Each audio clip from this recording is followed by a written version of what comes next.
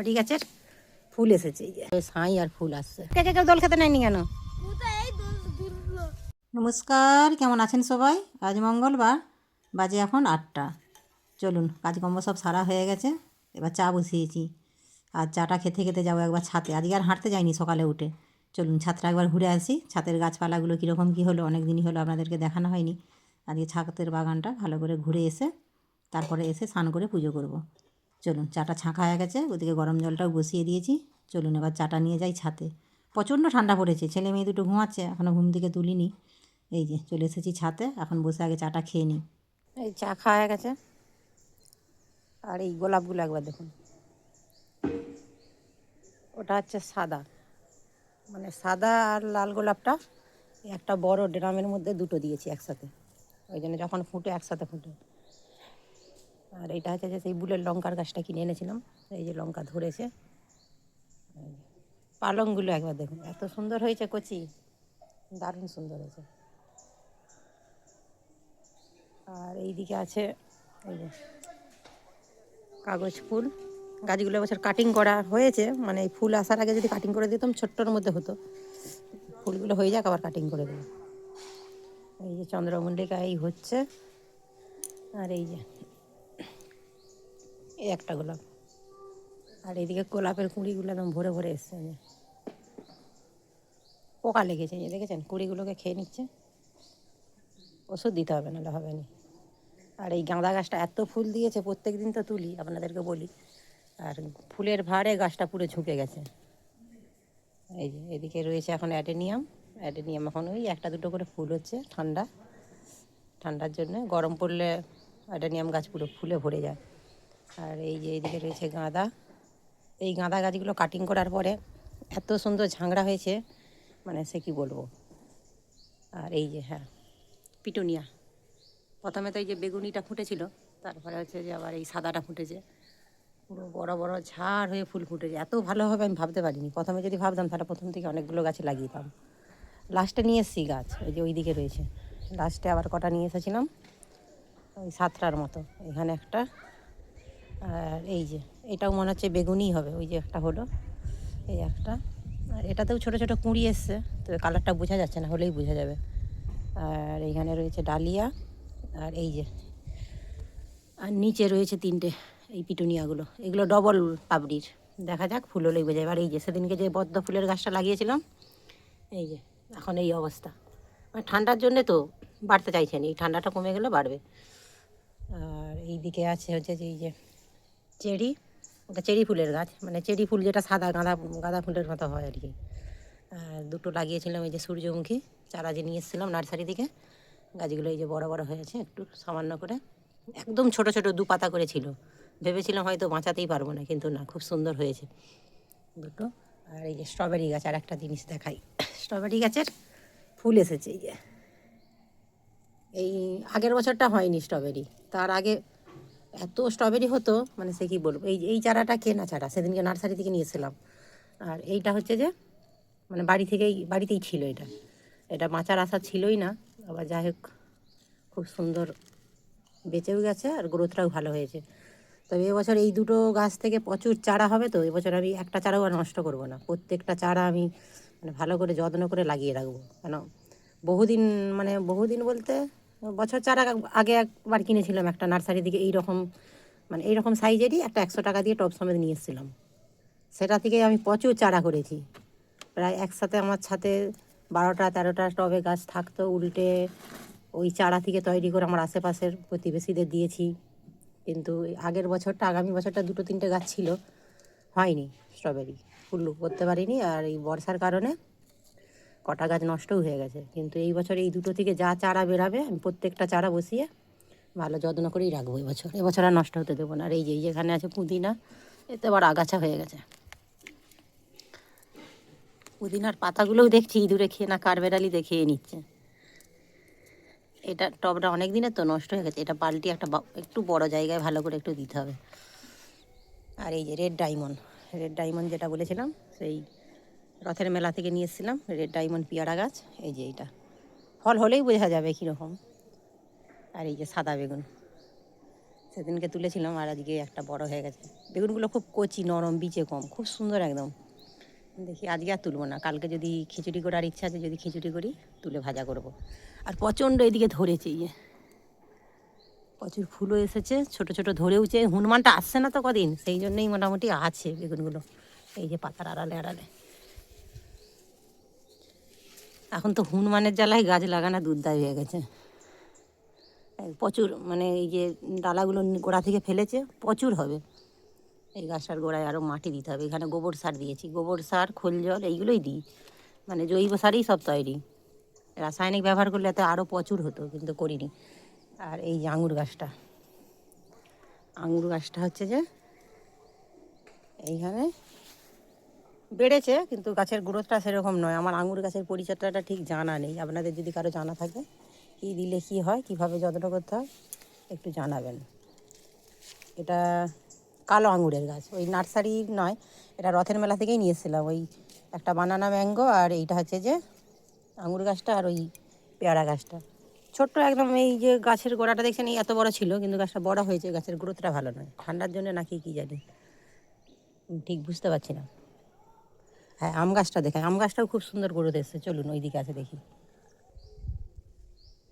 এই যে আম গাছটা, বানানা ম্যাঙ্গো, আম গাছটার গ্রোথটা মোটামুটি ভালোই হয়েছে। এটা একটা ড্রামে রেখেছি, এই যে এই ড্রামের মধ্যে দিয়ে রেখেছি।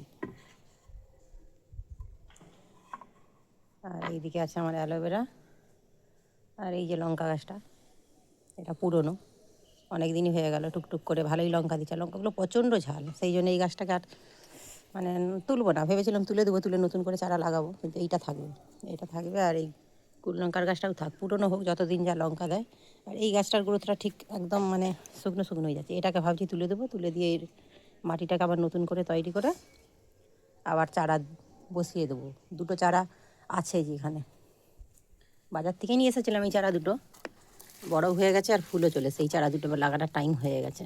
দুটো বস্তায় করে দিয়ে দুটো লাগিয়ে দেবো দেখি।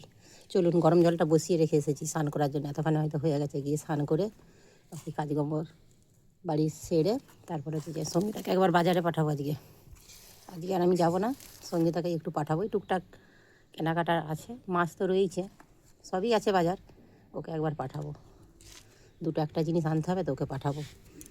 আমি আজকে আর যাবো না। চলুন নিচে গিয়ে স্নান টান করে কাজকর্ম সারি।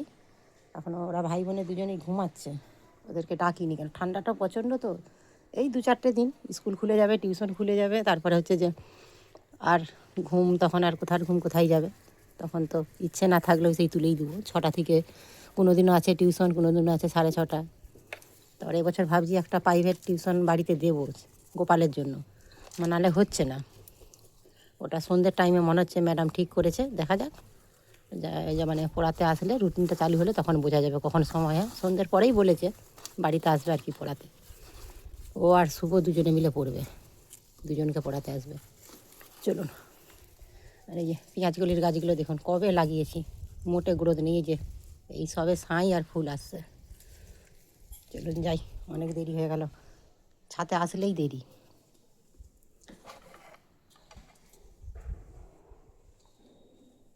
স্নান করে পুজো দেওয়া হয়ে গেছে, ওদিকে জলখাবারটিও খাওয়া গেছে। গোপাল এখন হচ্ছে যে মাঠে ঘুড়ি উড়াতে গেছে। এদিকে বসিয়েছি রান্না, সঙ্গীতাকে একটু বাজারে পাঠিয়েছি, ওই টুকটাক জিনিস কেনার আছে, ওটা সঙ্গীতা গেছে, আমি আর আজকে গেলাম না। সেদিনকে মাছগুলো নিয়ে এসেছিলাম, সেই মাছগুলোই ফ্রিজ থেকে বের করে রান্না আছে আজকে, সেই নদীর চুনো মাছগুলো। আজকে সব রকম সবজি দিয়ে ভাপা চচ্চড়ি করব। ওই আলু, বেগুন, টমেটো, পেঁয়াজ, একটু করে আদা রসুন বাটা, তারপরে জিরে গুঁড়ো, লঙ্কা গুঁড়ো, ধনে গুঁড়ো, হলুদ গুঁড়ো, নুন আর কাঁচা সরষের তেল, এটাকে দিয়ে হাতে করে ভালো করে কচলে কচলে মেখে নেবো। এই ভাপা চচ্চড়িটা খেতে বেশ ভালো লাগে, টাটকা টাটকা হলে আরও ভালো হতো, যদিও ফ্রিজে ছিল মাছটা, কিন্তু নদীর মাছ তো খুব সুন্দর স্বাদ। চলুন, এদিকে মাখানো হয়ে গেছে, এবার মাখিয়ে নিয়ে ভালো করে হচ্ছে যে একটু ভালো করে কচলে কচলে মাখলে এটা মাছের স্বাদটা আরও ভালো হবে। একটু জল দিয়ে দেবো, এই যে দিয়ে দিলাম হচ্ছে যে পরিমাণ মতো জল দিয়ে, এবার এটাকে চাপা দিয়ে ভাপে রান্না করব। এটা ভাপে রান্না করলে একদম শুকনো শুকনো করে করবে, বেশ ভালোই লাগবে। আর একটু জল লাগবে, এই যে দিয়ে দিলাম জল, এবার চাপা হয়ে এটা হতে থাক। ওদিকে তো ভাতটা বসিয়েই দিয়েছি। চলুন ছাদ থেকে গোটা গোটা ধনে পাতা তুলে আনি আর কাঁচা লঙ্কা। ধনে পাতাগুলো বেশ ভালোই হয়েছে, তখন এসেছিলাম, তুলে নিয়ে যেতে আর মনে নেই যে চলে এসে। এবার ঠান্ডা এত হাওয়া দিচ্ছে ছাতে, দেখুন খালি একবারে, পাঁচটা উত্তরে হাওয়া তো। এই যে এদিকে হয়ে গেছে মাছের ভাপা চচ্চড়িটা, এই যে খুব সুন্দর হয়েছে, একটা এত সুন্দর গন্ধ বেরিয়েছে। এই কাঁচা মাছ, চুনো মাছ নদীর যদি টাটকা রান্না করা যায়, তার গন্ধটা দিয়েই মনে হবে যেন একতলা ভাত খাওয়া যাবে। যে দিয়ে দিলাম উপর দিয়ে ধনেপাতা কুচি, চেরা কাঁচা লঙ্কা, এবার দিয়ে দেবো কাঁচা সর্ষের তেল, দিয়ে এটাকে আবার ঢেকে রেখে দেবো। একদম ভাত পাতে যখন ভাত বাড়বো তখন খুলবো, গরম গরম বেশ ভালো লাগবে। চলুন এবার হচ্ছে যে শাকটা ভেজে নিই, ওইদিকে শাকটা ভেজে নেবো, আর একটু ডাল করবো, মুসুরির ডাল। ডালটা ভাতের কৌটোর মধ্যেই সেদ্ধ করতে দিয়ে দিয়েছি, ওটা হয়ে গেছে। আর এই যে বেগুনটা দিয়েছিলাম আধখানা বেগুনটা রয়ে যাবে কেন, শুকনো হয়ে যাবে, সেই জন্য ভেজে নিলাম। বেগুন ভাজাটা আবার সঙ্গীতা খায় না, ওই সব রকম দিয়ে মাখিয়ে নিলে খায়, কিন্তু আজকে আর মাখাবো না। ওই দুটো টুকরো ছোটো ছোটো হয়েছে, গোপালকে একটা দেবো আর আমি একটা খাবো। এমনি বেগুন ভাজা খাবে না, সব রকম দিয়ে মাখিয়ে দিলে তবে খায়। এই যে হয়ে গেছে হচ্ছে যে বেগুন ভাজা। এবার সেই তাই তেলের মধ্যে আর একটু তেল দিয়ে শুকনো লঙ্কা, জিরে আর হচ্ছে যে পেঁয়াজ ফোড়ন দিয়ে বসিয়ে দিয়েছে এখন কড়াই শাক ভাজা। এই কড়াই শাকটা হচ্ছে যে এবছর প্রথম আমাদের হচ্ছে যে ভাজা হচ্ছে। কিনেছিলাম, এটা 5 টাকার শাক, একদম ছোট্ট করে, মানে অল্প করে হয়েছে, ভালোই হয়েছে। বাচ্চারা তো খেয়াল খুশি, খেতেও পারে আবার নাও পারে। চলুন আর একটু ভাজা হয়ে গেলেই তারপর হচ্ছে যে ওদিকে ডালের জন্য গরম জলটাও বসিয়ে দিয়েছি। হয়ে গেছে কড়াই শাক ভাজা। এবার এটা তুলে নিয়ে তারপর হচ্ছে যে ডালটা সম্বরে নেবো। সম্বরাতে আর পেঁয়াজ দিলাম না আজকে শুকনো লঙ্কা আর 5 ফোড়ন দিয়ে হচ্ছে যে ডালটা সম্বরে নেবো। চলুন রান্না হয়ে গেছে। ওদিকে সঙ্গীতাও বাজার থেকে চলে এসেছে, এসে আবার ওর ছোটো পুচকে ভাইটাকে নিয়ে আবার দেখুন না কী করছে, ওকে আবার মেয়ে সাজাচ্ছে, আর ও চুপচাপ কীরকম সাজছে দেখুন, ওর বেশ ভালো লাগছে মনে হচ্ছে। আবার নেল পালিশ পরাচ্ছে পায়ে, আর ও চুপ করে দাঁড়িয়েও আছে, এত মানে ওর ভালো লাগছে সাজতে। হ্যাঁ দিদি, তার তেমনি ভাই। হ্যাঁ বউ বউ লাগছে। বউ লাগছে। ও আবার নেল পালিশটাই লিখছে। এই যে এখন আবার নীল পালিশ পরছে, চুপ করে বসেও আছে। চলুন ওরা তার এদিকে সাজগুজ করুক, ছেলেটাকে একবার ডেকে আনি, কখন গেছে ঘুড়ি ওড়াতে কোনো পাত্তা নেই। না এসে খেয়েছে 1 গ্লাস জল, ওই যে সেই মাঠের মাঝখানে পুকুর, সেই পুকুর পাড়ে এখানে দেখতে পাচ্ছি আবার দোল খাচ্ছে। আর মাঠগুলো বলছে শুকনো হয়ে এত ফাট ফেটেছে। দোল খাটিছে, তুই ঘুড়ি উড়াতে আসছিলি যাই। চ চান করবি, ভাত রান্না হয়ে গেছে চ। আর ফটকে কেউ দোল খেতে নেয়নি কেন? ও মানে পালি করে করে দুলছিস? কাদের দোল এটা? এইটা সে সবাই মিলে দিয়েছে, ও সুমিতা দাদা দিয়েছে, এখানটা এবার লাগানো আছে, এবার যাবো যখন এবার এটাকে খুলে দিয়ে যাবো। আচ্ছা এখানে আছে টায়ারের দোলা, আর ওইটা তো ডাল ছিঁড়ে যাবে, এটা টায়ারের দোলাটা থাকবে? হ্যাঁ ও গাছে বাঁধা আছে, মোটা করে। এটা যে মাঠের মাঝখানে এইদিকে। এদিকে আবার সঙ্গীতাও চলে এসছে। রাসুল দাদা দিয়েছে। মাঠের মাঝখানে এই যে পুকুর, এখানে ওরা পুকুর পাড়েই খেলে। আর এই যে সেদিনকে যে পাঁক তুলেছিল ওই যে ওই পুকুরটা থেকে ঠান্ডায়। এটা ছিড়বে তিনটা থেকে এত বছর এত না ফিট হবে। ফিট হয়নি আমি। ভালো উঠে আর এত ভাই এত বছর। দে আমি একটু বসি। পড়ে গেলেও লাগবে নি, বাড়া বুদ্ধিটা হেভি আছে দেখো। পড়ে গেলেও লাগবে নি। পানার গদি করে দিয়েছে, যদি ছিঁড়ে পড়ে যায় নিচে লাগবে। এটা গরমকালে ভালো লাগবে, কিনা হাওয়া দিবে এরকম দোলা খান্ডা থাকবে। হ্যাঁ এটা শীতকালেও ভালো গরমকালেও ভালো। না ঠান্ডা হাওয়া দিচ্ছে। আমি তোদের মতনই বাচ্চা হয়ে গেছিল। গোপাল এই দেখো। আমি ওর গাছে উঠে পড়ছি। হ্যাঁ ওখানটা গাছে ওঠার জন্য টকটাটা লাগিয়েছি। আমি এখানে তাই বলিছে না, গুলো মাঠে যে কি করে পুকুর পাড়ে এসে দোল খাচ্ছে, গাছে উঠছে। ওই ওই যে ওখানে একটা সাইডে তাক আছে রাখার, কেউ কিছু নিয়ে এলে। আর একটু ভালো করে বসাই করতে হবে। হ্যাঁ মাঝে মাঝে না এদের এই ছোটোবেলার এই কাণ্ড কারখানা দেখলে আমাদেরও সেই ছোটোবেলার কথা মনে পড়ে যায়। চলুন অনেকটা বেলা হয়েছে, গিয়ে আবার স্নান করাই। চলুন তাহলে ভিডিওটা এখানেই শেষ করছি। কেমন লাগলো অবশ্যই জানাবেন। আপনারা সুস্থ থাকবেন, সাবধানে থাকবেন। দেখা হবে অন্য কোনো ভিডিওর সাথে। আর যদি ভালো লাগে একটা লাইক করে দেবেন।